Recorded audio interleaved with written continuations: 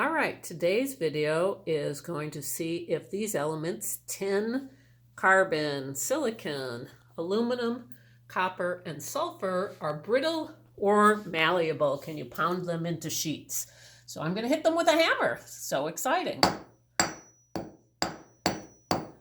Look what happened if we look close up to the tin.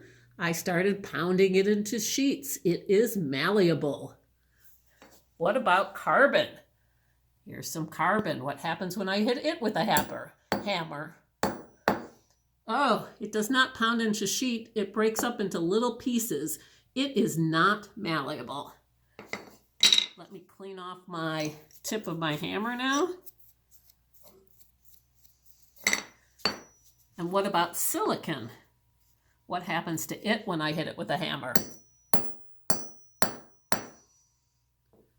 It breaks apart into little pieces. It is brittle.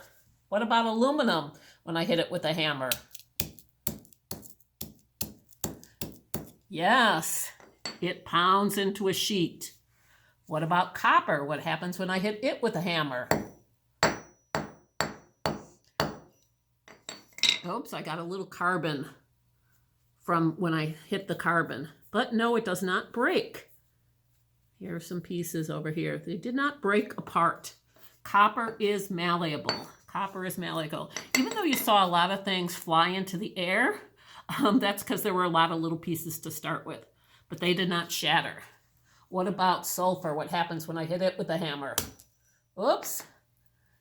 All into little pieces. So, summary. Sulfur is brittle.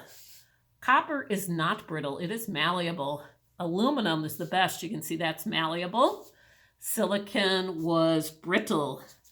Carbon was brittle. And here's a good place that you can see it is malleable. See how some of them are flattened?